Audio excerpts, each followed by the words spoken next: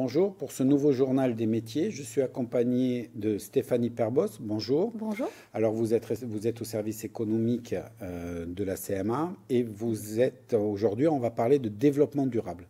Alors justement, qu'est-ce que c'est le développement durable?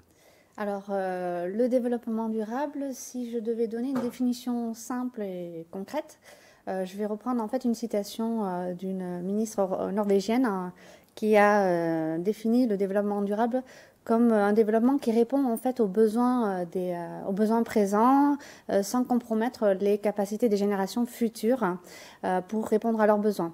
Donc, l'idée, c'est en fait un développement qui repose sur trois piliers. Un aspect essentiellement, fondamentalement sur l'environnement, pardon. Donc, où effectivement, on va gérer ses déchets correctement, on va maîtriser ses consommations d'énergie, on va choisir des matières premières qui soient respectueuses de l'environnement, choisir des produits respectueux de la nature, etc., etc. Je ne vais pas rentrer dans le détail. Après, un deuxième aspect qui est l'aspect social, où effectivement, une entreprise va gérer son personnel tout en tout en ayant de bonnes conditions de travail, avoir des relations avec ses fournisseurs de manière équitable, respecter le voisinage, permettre aussi l'accessibilité à tous, pour toute personne. Voilà. Après, il y a d'autres enjeux, bien sûr, mais bon, pour essayer de simplifier les choses. Et le troisième volet, qui est effectivement l'aspect économique. Donc, toute entreprise doit, pour être viable, investir dans son avenir, créer de l'emploi, créer des richesses, mais en favorisant l'économie locale et je dirais aussi en satisfaisant tout simplement les besoins des clients. C'est vraiment ces trois aspects-là qui font la jonction de ces trois domaines qui font le développement durable. Donc, on va être sur le sujet qui nous intéresse. Donc, on va être plutôt, nous, sur de l'économie ou on va aussi avoir l'aspect social, l'environnement. Vous intervenez dessus. Est-ce que l'artisan est concerné par les trois piliers, justement? L'artisan est concerné par les trois piliers. Moi, je vais intervenir surtout sur les domaines de l'environnement, mais on va voir que naturellement, l'artisanat intègre les autres piliers économiques et sociaux. L'économie, puisqu'effectivement, on reste toujours sur une performance, on doit allier performance environnementale et performance économique pour pouvoir subvenir aux besoins de l'entreprise, aux besoins des clients, etc. Est-ce que quand vous rencontrez les artisans, vous ne risquez pas de tomber, ou est-ce que vous tombez sur le problème de se dire, oui, mais si on doit faire des efforts, ça va coûter plus cher, donc on va vendre plus cher, donc on va être moins performant? Assez régulièrement, oui. Et c'est souvent difficile parce qu'effectivement, moi, ce que je leur explique, c'est que c'est souvent un moyen de répondre à des besoins de clients. Donc déjà, l'aspect client est important.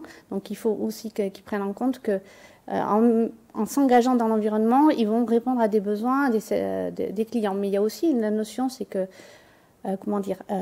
parfois on a l'impression que l'environnement ça va être un budget alors que des fois c'est du bon sens et quand on parle de déchets, de réduction des déchets, c'est aussi des économies que l'on va faire.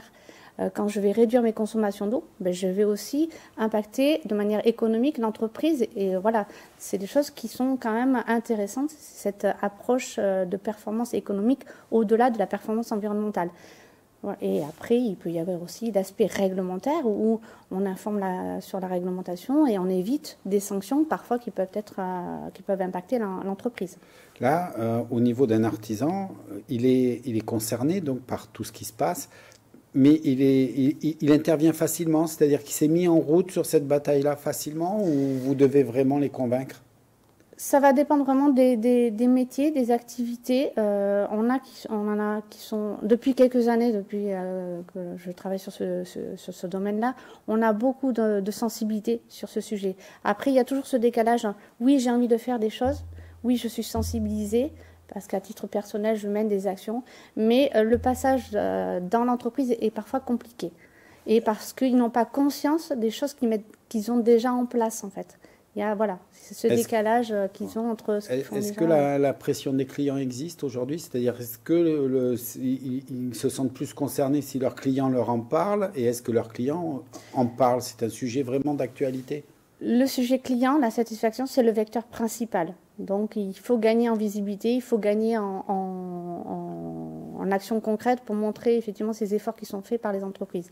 Et l'artisanat est vecteur déjà de cette image-là auprès de ses clients. Mais oui, les clients sont médiatiquement matraqués sur l'environnement, donc ils sont sensibles. Après, reste toujours ce passage à l'acte qui est parfois compliqué. C'est comment je vais m'y prendre, par quel biais je commence, c'est quoi exactement les démarches environnementales dans mon entreprise. Alors ça, la CMA est au cœur du problème, on va le découvrir. Et avant justement de parler des actions concrètes et de ce qu'on peut faire, on va aller rencontrer quelqu'un qui, lui, s'est mis en plein dedans. Il est à Inx, c'est Monsieur Betts. Et on va découvrir que finalement, ça se fait assez naturellement et que c'est quelque chose d'efficace. Réparer et donner une seconde vie à nos téléviseurs, réfrigérateurs et autres appareils électroménagers, c'est le quotidien de Jean-François Betts et de son équipe dans leur magasin Pro et Compagnie Chalos Service à Inx, labellisé Réparacteur. On a été dans les premiers, vers 2014, où on a adhéré, où on a suivi cet engagement qui était fait par la Chambre des métiers, qui était un très bon engagement parce que la réparation aujourd'hui doit être bien mise en avant. Surtout dans le blanc, les appareils, d'anciens appareils étaient de très bonne qualité. Donc depuis 2014, nous sommes avec eux.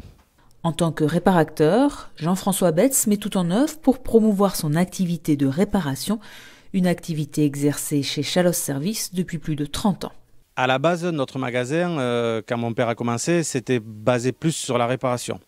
Après, on a créé un magasin, mais notre entité est surtout sur la réparation. Là, je viens justement d'embaucher un technicien en électroménager. Donc on a 3 techniciens en électroménager.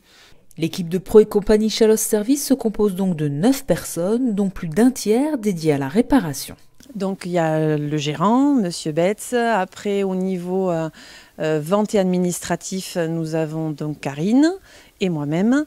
Et après, nous avons toute notre batterie de techniciens super qualifiés et efficaces. Donc nous avons Maxime et Florian pour la partie antenne. Nous avons Lionel, Sandrine et Kevin pour la partie électroménager. Nous avons Patrick pour la partie électricité. Une équipe de professionnels prête à accueillir sa clientèle et à lui offrir le meilleur service. On fait le choix de ne pas tout vendre et de faire une sélection de produits déjà en amont pour pouvoir éviter au maximum des désagréments que l'on pourrait rencontrer. Donc effectivement, on fait une filtration au démarrage. Et après, ce qui compte pour nous le plus important, c'est de trouver le produit qui correspond aux attentes du client et pas forcément de vendre un produit qui faudrait vendre à tout prix. Un état d'esprit qui se retrouve dans l'atelier, malgré les difficultés auxquelles sont confrontés les artisans réparateurs. Une des grosses complications dans notre métier, c'est la formation. Les marques n'investissent plus dans les formateurs. Donc nous n'avons pratiquement plus de formateurs pour venir nous apprendre sur les nouvelles machines. Les dépannages, il n'y a plus beaucoup de stations techniques qui nous aidaient autrefois à nous donner des renseignements. Il y a très très peu, et ça devient compliqué d'avoir des fournisseurs de pièces. Alors on essaye maintenant directement de commander directement dans les pays où les appareils ont été construits. C'est les seules solutions donc c'est pas évident du tout. Difficulté de formation et d'approvisionnement en pièces détachées, une situation contradictoire à l'heure du développement durable. Voilà, c'est assez intéressant parce que je trouve qu'il y a tout le paradoxe du durable, c'est-à-dire que les clients sont là. On voit qu'Inx, ce n'est pas une méga ville. Ils sont quand même 9 dans une entreprise comme ça, dont des techniciens spécialisés. Mais par contre, ils ont du mal à se fournir. Ouais. C'est quand même un vrai paradoxe. Oui, complètement d'accord avec vous, effectivement. Et comment on pourrait intervenir? Est-ce que vous avez des actions à la Chambre des métiers qui peut aider ça? Alors, souvent, effectivement, on essaie de prendre en compte ces besoins, on essaie de faire remonter auprès des syndicats, pour essayer de créer des formations. Nous, là, en fait, au niveau de cette opération réparateur, le but essentiel, c'était de promouvoir ces métiers de la réparation par un engagement qui soit reconnu nationalement. Donc, c'est pour ça qu'on a créé le label réparateur. L'objectif, c'est voilà, d'identifier ces entreprises-là qui ont vraiment cet engagement personnel déjà, d'une part, dans la volonté de faire durer des produits qui pourraient être jetés initialement et qui a pour but de travailler sur du durable et en même temps de faire remonter ses besoins en termes de formation, comme l'a bien dit M. Betts, auprès des organismes agréés. Voilà, oui, exactement. parce qu'on voit qu'on est complètement dedans, ça crée de l'emploi, les clients sont là, économiquement, ça fait une belle affaire. Comment cette personne vous a démarché? C'est vous qui les démarchez ou n'importe qui peut vous contacter? À la base, c'est nous qui avons effectivement créé ce label. Suite à effectivement des enquêtes, on a identifié des problématiques sur les métiers de la réparation. Et suite à cette enquête, le point qui était soulevé, c'était un manque de reconnaissance, un manque de communication qui a émergé de ces enquêtes-là. Donc c'est pour ça que nous, le réseau des chambres de métiers qui a débuté en Aix-Aquitaine, a initié ces démarches de communication, de réseau autour de la réparation. Parce qu'il y avait autant effectivement des garagistes, ils ont leur propre syndicat, autant les coiffeuses leur syndicat. Les métiers des réparations, il peut y en avoir, ça touche tous les métiers. Le cordonnier, le réparateur d'électroménager, les réparations de meubles, c'est vraiment tous les métiers. C'est très diversifié. Donc là, on a voulu créer autour de réparateurs une certaine fédération, une unité. Et aujourd'hui, il y a beaucoup de gens comme ça? On a une centaine de réparateurs dans les Landes qui sont engagés à devenir réparateurs et qui ont cette volonté de participer de par leur quotidien, de par leur savoir-faire, de par leur savoir-faire. Leur volonté. Et ce sont des acteurs qui contribuent naturellement au tissu économique local et qui, parfois, sans le savoir, font du développement durable. Et ça, c'est ce qu'on voulait aussi mettre en avant par l'opération réparateur. Et là, pour les aider, vous avez mis en place un outil qui leur permet de savoir assez rapidement, parlement. Alors, là, réparateur, il y a déjà l'idée, ils sont inscrits dans un annuaire.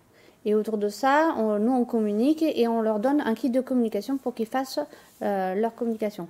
Après, au niveau du réseau des chambres de métiers, on accompagne d'autres entreprises, tout type d'entreprise, en fonction de la taille de l'entreprise, en fonction de ses capacités financières et humaines, de manière différente, en fonction des sujets.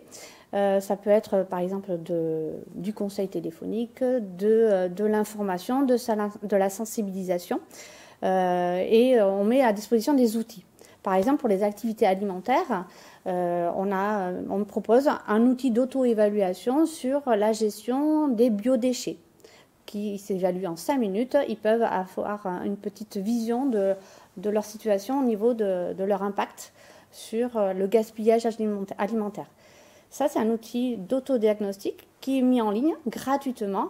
Et à la suite de cet outil, ils peuvent bénéficier télécharger un guide de bonne pratique pour aller plus loin dans leur démarche. Donc ça va les aider aussi à sélectionner le tri, puisque c'est un des points forts du développement durable, le tri des déchets. Grâce à ça, ils peuvent y aller. Oui, grâce à ça, ils peuvent déjà savoir s'ils font déjà des choses en place. Ils ont peut-être déjà initié des choses. Donc c'est déjà de les identifier pour ensuite aller plus loin et peut-être mettre de nouvelles bonnes pratiques. Ce guide, c'est tout simplement un échange de bonnes expériences qui se font naturellement dans les entreprises. On n'a pas inventé la poudre, on a juste recensé des bonnes pratiques qui peuvent être partagées par tous. Une autre action, je dirais, de la Chambre des métiers, de votre travail, c'est aussi d'informer des lois qui n'arrêtent pas de bouger et qui soient en adéquation avec ce qu'ils doivent faire. Tout à fait. Donc on a parfois, comme je vous dis, de l'information, de la sensibilisation. On a des sites internet, un site qui s'appelle Déchets-Nouvelle-Aquitaine qui permet de mettre à disposition toute la documentation utile pour informer sur la réglementation, mais aussi on propose des pré-diagnostics dans les entreprises environnementales pour justement balayer, faire une situation initiale de l'aspect réglementaire. Voilà, est-ce que je viens dans leur entreprise, on fait le tour de leur entreprise et on dit voilà ce qui va et ce qui ne va pas. Quelles sont les pistes que l'on peut améliorer pour déjà effectivement être réglementairement dans les clous et puis aussi aller plus loin et pouvoir initier des démarches environnementales, sociales et économiques aussi. Et la dernière des choses, c'est aussi un argument finalement commercial ou concurrentiel. C'est un vecteur qu'ils comprennent bien, ça. C'est plus facile peut-être à leur expliquer. C'est plus facile quand il y a une reconnaissance, quand il y a... Alors, déjà, effectivement, ils sont rassurés quand on va dans leur entreprise et quand on respecte, quand on leur explique la réglementation. On essaye de faire le pont entre la réalité et la réglementation et on essaie de les rassurer.